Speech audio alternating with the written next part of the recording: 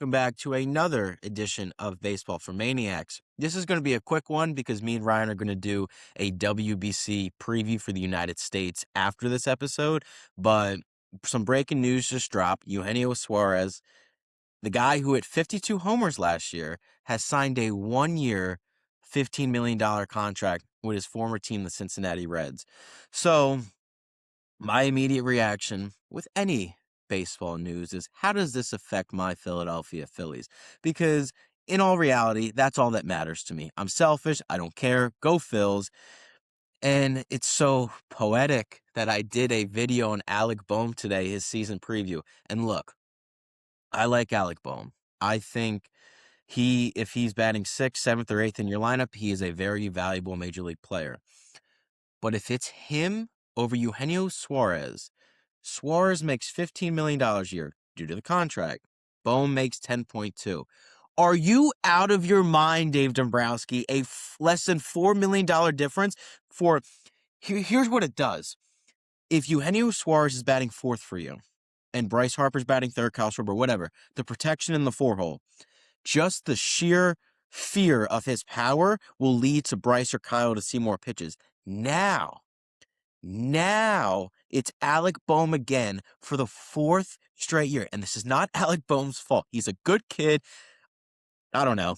But it's just unbelievable to where it's like they're running the same damn team back. Like, genuinely. And you want to say Adolis Garcia, mind you, very high on Adolis Garcia. I saw him change his batting stance. But I'm coping because this is genuinely insane. He is a glorified Nick Castellanos at his best. Justin Crawford, loved the kid. He's not Harrison Bader. And it's just like the Dodgers got better. The Mets got better. You got worse. Ranger Suarez with you guys. We lost him to you guys. Congratulations. Thank And you. it's just, I mean, I took a nap because it's Sunday. I had a long week of work, and I'm very excited for our episode.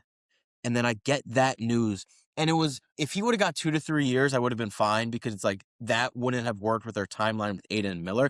He signed a 1-year, $15 million contract. And everyone, I just saw a comment. It was like, well, he led the league in strikeouts. I'd rather have Alec Boehm. Dude, go to hell. Genuinely go to hell. Do not comment that. You have no idea what's going on. $15 million for a guy that hit 52 long balls. It's just so infuriating. But Ryan, I ranted for a little bit. Please let me know your thoughts on Eugenio Suárez going to the Cincinnati Reds. Well, the Central got a hell of a lot better, actually. But that's kind of the thing with Eugenio. Regardless of where he ends up signing, he always ends up back with either Cincinnati or Seattle. I genuinely don't know any other teams that Eugenio, like wherever he could have signed in Japan. I guarantee you he would have found his way back on the Mariners or the Reds by the All-Star break. He always just seems to find his way back to where he feels at home, really.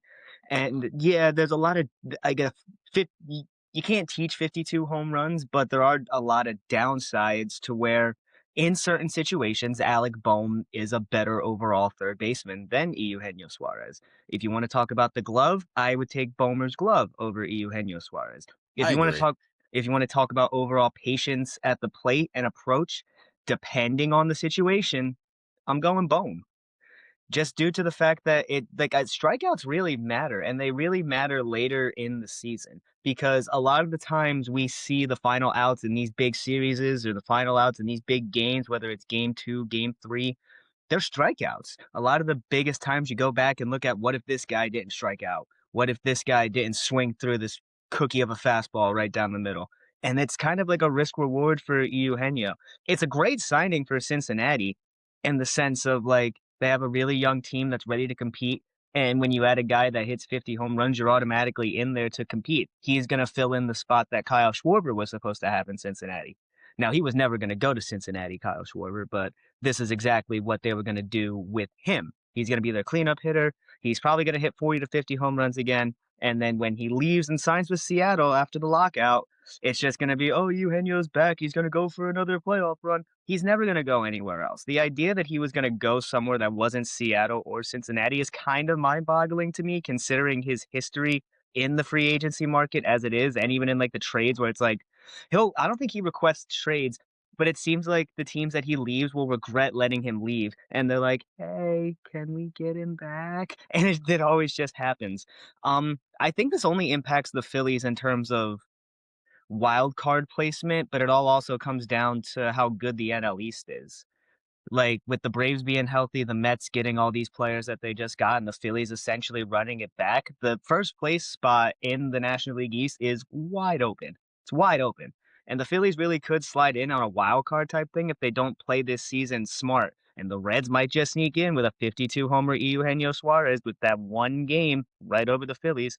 That's the only time it'll matter. But right now, I understand why you're upset, and I understand that like it was doable for all franchises, but at the end of the day, where else was he gonna go? Well, it's like for me, the frustration lies to where, like, you can compare Suarez to Bohm. Bohm does some things better. Suarez does some things better. But we've seen the formula, and it doesn't work to where the definition of insanity is doing the same thing over and over again. And it's a 1 year deal because essentially Bohm's on a 1 year deal because this is his last year before free agency. And it's just, why can't we try something? Because what's the alternative? Doing the same thing again? And it just goes back to the point to where I think Eugenio Suarez's value is higher than Alec Bohm is just his presence in the box. There is a real chance every time Suarez comes in, he's going to send one to the moon. That's not the case for Alec Bohm. In an ideal world, let's say Kyle Schwarber's not on the Phillies, and Suarez is your DH, which is the perfect role for him because defensively he has gotten pretty bad over the years. But that's not the case.